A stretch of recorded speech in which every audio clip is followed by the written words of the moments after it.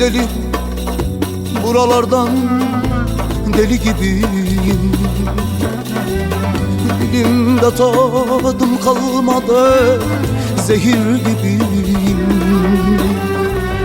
Belli ki umrunda değil ne hallerdeyim. Bir mutla yollarını beklemekteyim. Belli ki umrunda değil ne hallerdeyim. Bir mutla yollarını beklemekteyim. İki gözüm kan gölü, gönlüm bir hasret çölü. Ölü gibiyim ölü, sanma ben yaşıyorum. İki gözüm kan gölü, gönlüm bir hasret çölü. Ölü gibiyim ölü, sanma ben yaşıyorum.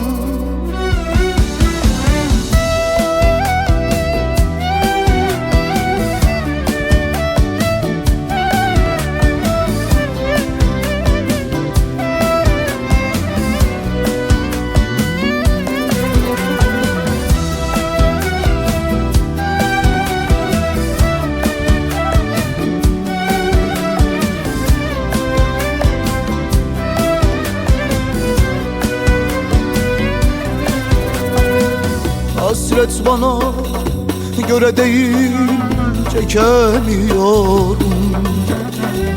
Sensiz bu şehirde ey yar duramıyorum. Tükenmiş haldeyim, sensiz yapamıyorum. Ya sen gel ya ben geleyim, çıldırıyorum. Tükenmiş haldeyim, sensiz yapamıyorum. Ya sen gel ya ben geleyim, çıldırıyorum. İki gözüm kan gölü, gönlüm bir hasret çölü.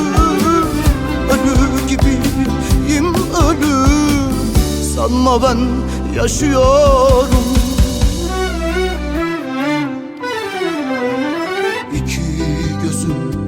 Kan gölü, gönlüm bir hasret çölü. Ölü gibiyim ölü, sanma ben yaşıyorum. İki gözüm kan gölü, gönlüm bir hasret çölü. Ölü gibiyim ölü, sanma ben yaşıyorum.